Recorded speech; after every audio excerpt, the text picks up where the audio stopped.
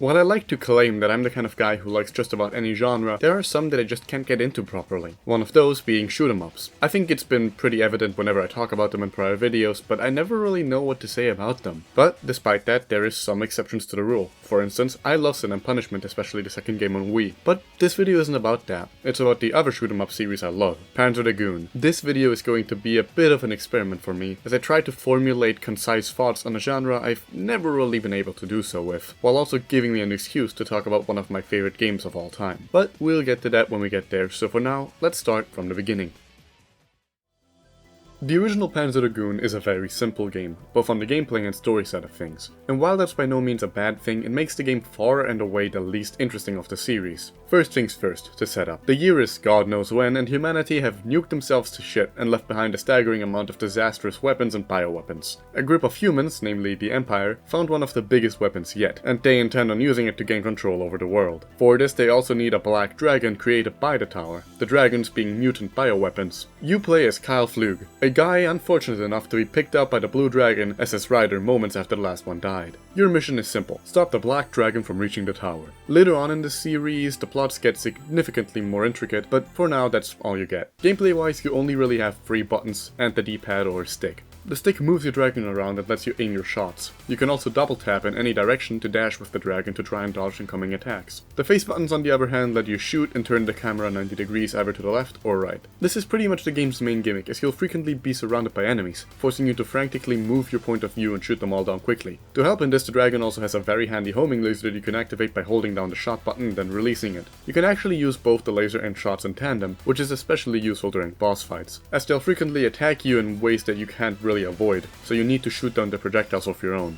And yeah, that's pretty much it. In theory, that alone is enough to make the game really fun, but unfortunately there is a caveat. The game runs at like 20 FPS and feels extremely stiff and choppy because of it. You're going to get used to it eventually, but it never really stops feeling just a tad bit off. Now, you can't actually fault the devs too much for this, as they had to develop most of the game entirely off a hypothetical version of the Sega Saturn's hardware, since they weren't really given an actual Saturn to work with until late into development. So it's something of a small wonder to begin with that the game runs at all. But unfortunately, it's still a big issue with the game. And then, 30 minutes and 6 levels later, you're already done. It's really not a particularly challenging game, most of my deaths coming from attacks in the final few levels being really hard to dodge for virtually no reason. The bosses in this game, in particular the final one, can be a serious chore because of this. So the game is pretty basic to play and has annoying bosses, and the story is just kind of there, and yet this is still one of the most fondly remembered and beloved games on the Saturn. And if you know anything about the game, then you definitely already know why. The music, art direction, and atmosphere are absolutely fantastic. Every level is some sort of wide open field covered in ruins of the ancient age, and because of their simple yet incredibly effective design, the game's visuals hold up incredibly well. There's so many memorable landmarks, and it all comes together to create a very enjoyable experience that almost helps make up for its lack of anything actually interesting going on. Emphasis on almost. Look, I like the original Panzer Dragoon as much as the next guy, but a good atmosphere can only carry you so far, and the game just doesn't do much at all. Still, the game was extremely successful, and out of the entire series, it's the only one to ever have been re-released, let alone remade. Twice, in fact. The first is the Sega Aegis 2500 remake on the PS2. I've covered that line of remakes in a video of their own before, so I'll just rush through this one quickly. The unaltered original is included, but they added an arranged mode that includes new, cleaner models, which are completely negligible. And they also added Pandora's box from the second game in, a feature that we'll talk about when we get to that. Unfortunately, they still kept the frame rate locked to 20 FPS, meaning that the game's biggest flaw was left unfixed. The other remake is the 2020 Panzer Dragoon remake. I really don't have much to say about it. Fundamentally, it's just the original with quote-unquote modern visuals, and that's about it. It's a lot easier than the original, and I honestly don't really like the visuals a lot of the time. The remixed music they added, which is totally optional as you can still use the original soundtrack for the record, is also very hit or miss. But even the best rearrangements just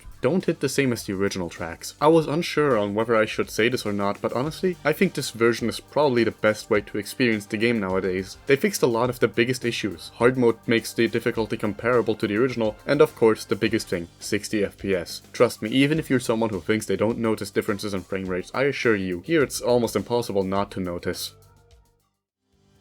Now before we move on to the next game, let's talk about the OVA. In case you've never heard of it, don't worry, never did I until doing research for this video. It's only 30 minutes long, yet somehow it feels like nothing and too much happens in it all at once. The plot is mostly the same as the game, except Kyle now has a girlfriend who's also blind, and she's kidnapped by the Black Dragon for some unexplained reason, and then he joins the Blue Dragon to rescue her. The best part about the OVA is that at one point they just straight up go through the first level of the game. Not a recreation or animated version, mind you, just straight up the actual first level. It's really funny. I wouldn't call this bad or anything, but it's very underwhelming and below average, so I guess it's like a 4 out of 10 is what I'm trying to say. Panzer Dragoon Zwei, or 2 in English, is really impressive, not only because it has one of the stupidest titles for a video game I think I've ever seen, but because it fully realizes everything that the original could have been, or I guess more accurately, what it was intended to be. There's not a single thing this game doesn't improve on the first. The game is absolutely gorgeous and an absolute set-piece roller coaster. Every level is extremely memorable, and it just plays so much nicer. The core gameplay hasn't been touched at all, mind you, but they did add something. The Berserk attack is basically just a giant barrage of lasers you can charge up by attacking enemies. Starting with this game, enemies, in particular bosses, also have unique weak spots where they take significantly more damage. And that's pretty much it for the changes, but the big enemy variety and gorgeous environments really set this game apart from most other shoot-'em-ups. They also made it pretty replayable in 2 ways. On one hand, most stages have multiple paths you can go through, but on the other hand, because of the story, the game does something very interesting. See, this game takes place some 20 years before the first, and it's about a guy named John Jack Lundy who takes care of a baby mutant Culia that he names Lagi, that eventually turns into the dragon. Eventually, Lundy's home is destroyed by a giant spaceship called the Shellcoo, and Lagi and Lundy go off to destroy it in retaliation. Throughout the game, Lagi constantly evolves and grows, and all his different forms are affected by your playstyle, and I think they play just a bit differently from one another, though don't quote me on that. I really don't know how many forms there are, as I was never able to see them all, but it's definitely a solid amount. And as if that wasn't enough, they added a new feature called Pandora's Box. This is basically just a new menu that's unlocked upon beating the game, where you can replay any level and customize it to your heart's content. What dragon form you use, if you even have a rider at all, how much health you have, how does your berserker gauge charge, and so on. There's so much stuff to unlock here that if just replaying the game alone isn't enough, you can always just mess around to make it more interesting. And like I mentioned earlier, both remakes of the first game also have this feature. Out of the rail shooters in the series, Zwei is easily my favorite, and if you're going to play one of them, then please let it be this one. It's an absolute blast and an extremely impressive use of the Saturn's hardware. Panzer Dragoon Mini is a Game Gear spin-off that did not need to exist. I mean, just look at it. Does this look fun to you? If it does, then you need to get your head checked. It's really not. Boring is what I call it. You can play as one of the 3 chibi dragons and fight through 4 exceedingly easy and boring levels where nothing happens. There's no story, the music doesn't sound good, and it's just not fun to play. There doesn't exist a single reason in the known universe to actually play this game outside of morbid curiosity.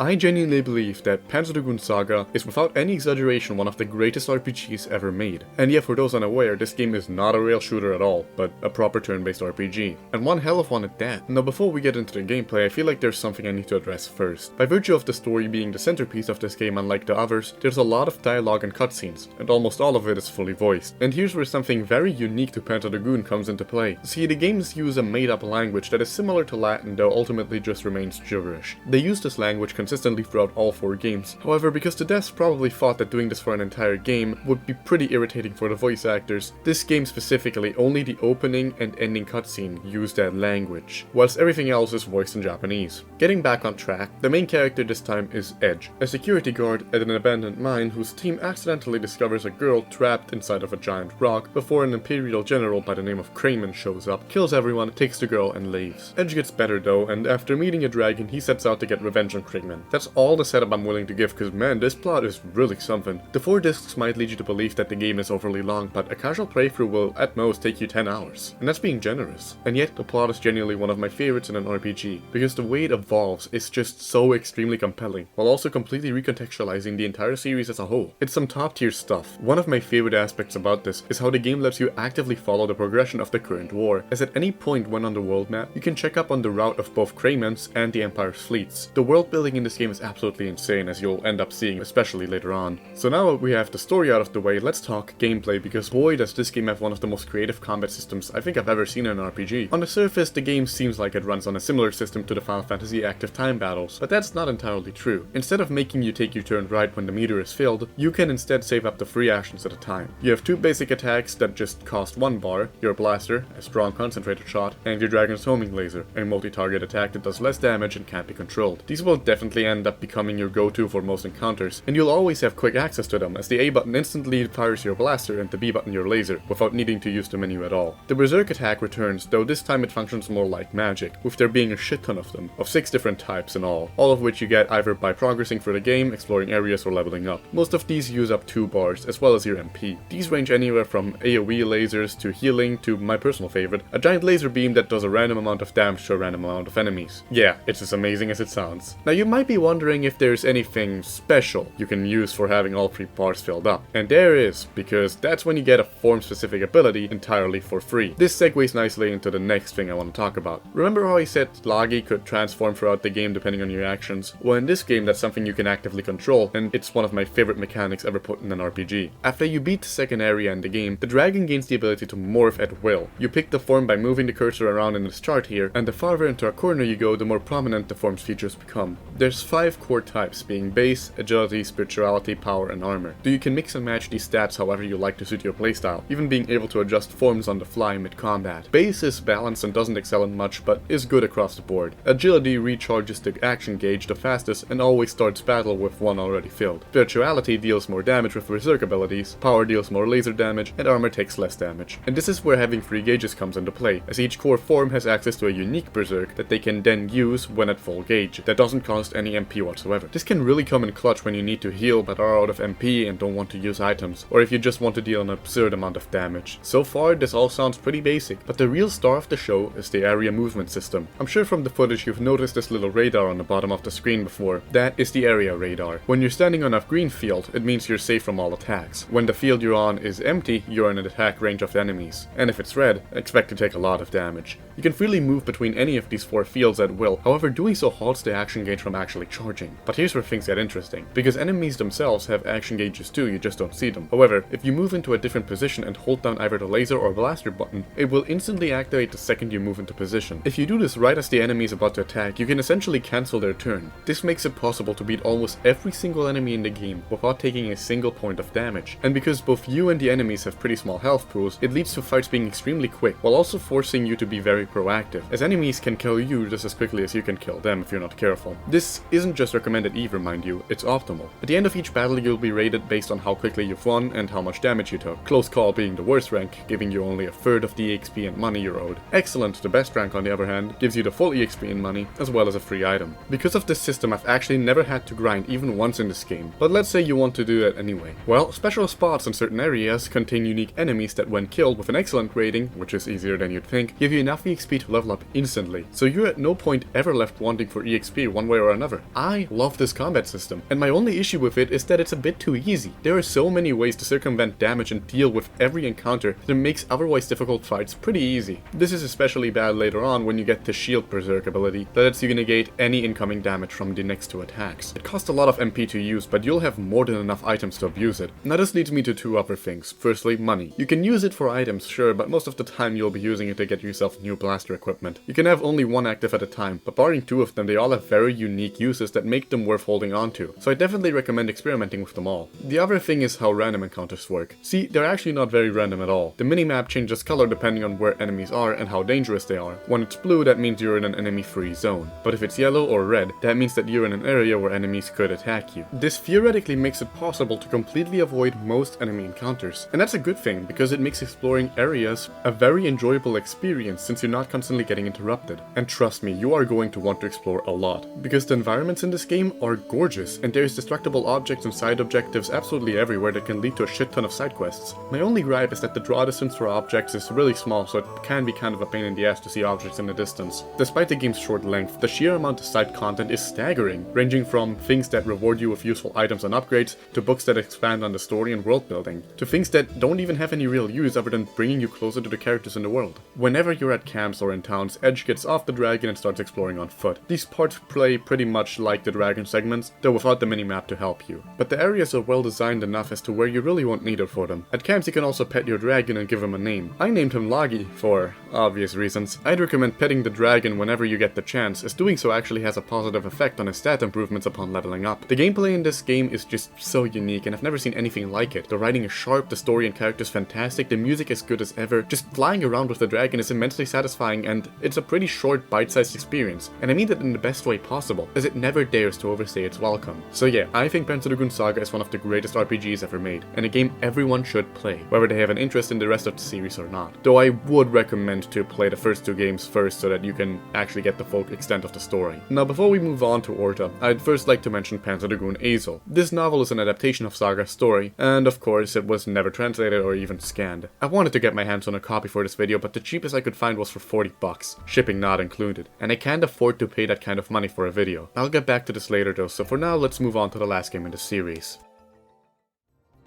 And lastly, we return to the rail shooter style of the first 2 games with Panzer Dragoon Orta. Content-wise, this game is absolutely stacked, taking me about 5 hours to complete, which, while shorter than Saga, is significantly longer than the rest of the series. Setup first. The game takes place some 30 years after the events of Saga and is simultaneously the most involved and uninvolved one so far. I can't really get into how much, as it is entirely built upon plot points set up in the endgame of Saga, but from what I can say is that it's about a mysterious girl named Orta who is rescued by a dragon from imprisonment inside a big tower, where they then proceed to quote, fuck shit up, as you'd expect. Now the gameplay is where things get really interesting, as they ended up taking a lot of elements from Saga's combat and brought it back into the rail shooter style. The biggest addition being the fact that you can now accelerate and decelerate mid-flight in order to get in front or behind enemies, similar to Saga. Doing so uses up one of your dash bars, which regenerate over time. This actually leads me into the next big gameplay addition in Orta. The dragon now has 3 forms you can freely swap between on the push of the button. They all behave differently from one another and have unique berserker attacks. The first is the base wing, which is the same standard form as in the first 2 games. Decent amount of targets you can lock onto at once, solid speed, and 2 dash bars available, with its berserk being the Zwei laser barrage. The second is the heavy wing. It moves and attacks slowly, can only lock onto 3 targets at once, and can't use the dash feature at all, but makes up for it with being the strongest of the 3, with its berserk attack being a concentrated laser beam which can seriously melt bosses' health bars. And last is the glide wing. This is basically an auto-fire that doesn't do much damage but can easily take down enemy projectiles and is easily the most versatile of the 3, since it has 3 dash bars, charges them up the fastest, and its berserk attack heals you for every enemy it kills. This is easily the one I ended up using the most because of that, though using all 3 has its benefits, as you can level up each of them by collecting these evolution fragments enemies drop sometimes. This makes each of the forms noticeably stronger, which makes swapping between them frequently pretty rewarding, as keeping the 3 dragons on an equal playing field makes certain segments later on much easier to deal with, though it can also easily lead to someone just picking a single form and sticking to it for the rest of the game. I love the way the system was applied to the rail shooter gameplay from the first 2 games, but I really wish they had given you the option to instantly jump to a specific form instead of having to toggle between them in sequence, as that did trip me up a couple of times. Environmentally, they absolutely knocked it out of the park with this one. The jump to the Xbox seriously paid off because this game is, once again, gorgeous. They went even harder into the set-piece rollercoaster direction of Zwei, and there's basically never a dull moment, with each level having a totally unique tone to it that never feels disconnected from the rest. The music is also, again, fantastic, but I guess at this point that's just par for the course. Despite all of that, there's one big issue that makes the game just a tiny smidge worse than Zwei in my opinion. The levels just go on for a bit too long, due in part to the bosses I will admit. The level 8 boss in particular is a giant pain in the ass. Still, if I had to rank the games, then I'd honestly say that Orta and Zwei are tied, as both games are fantastic in their own right. One thing Orta does undoubtedly do better though is the amount of side content. As you play through the game, you unlock a shit ton of stuff. For one, beating the game gives you access to the entire first game. You can technically also unlock it by waiting 5 hours on the menu screen, but by then you're basically already done with the game. Aside from that, you also unlock a huge art gallery with the game's illustrations, as well as a lot of concept art for the entire series. Pandora's box returning once again, though to unlock it you have to beat the game on hard, and God knows I'm not interested in doing that because this game's pretty damned hard. So if all you've seen is early game footage in the first few levels, then I'm really sorry. There's also a giant glossary that gets updated as you progress through the game that expands even more into the world building and the stories of the entire series. And lastly, you can unlock bonus missions. The first few are a bunch of small bonus missions with no relevance to the story, but the second set is an entire sub-scenario with its own story and everything. The story here is really cool and interesting, mind you, but they're absolute dog shit to play. Instead of being rail shooters, you instead have to go forward and ascend and descend manually with this extremely finicky sci-fi moped thing that explodes the second it touches the wall, while simultaneously fighting off enemies. It's just not fun to play at all. And that is pretty much it for Orta. Though there is one last thing I'd like to mention. Similarly to Saga, Orta also got a novelization some years after the game's release, and so just like with PD Azel, I went online and proceeded to not buy a copy. Again, this would run me $40, add onto that the international shipping, and it easily could reach the hundreds depending on how heavy this book is. And trust me, it looks pretty heavy. I just don't have the kind of money to throw around, and even though I'd love to be able to tell you all about the differences between the book and the game and whether or not it's actually any good, it's not like I get any sponsor or YouTube ad money to be able to file this as a business expense anyway. So I'm sorry, but telling you that this exists is the only thing I can do. But if you want to help support stupid purchases like that in the future, then I'd appreciate a like and a subscription. You know, it's really sad. Smilebit, the Sega subsidiary that developed Orta, were actually planning to do a proper movie, and even the sequel to Saga had Orta done well, but unfortunately it was a financial failure despite its critical success, and the series has been dead ever since. There's the occasional rumor of a revival or VR entry every other year or so whenever news regarding the remakes drops, but personally I've long since given up hope. Maybe someday we'll actually get something whenever that Zwei remake does finally get shown off, but until then, I wish you all a wonderful morning, day, evening or night. I'm gonna go try to beat this stupid fucking sub-scenario level again without getting really lucky this time. Cheers.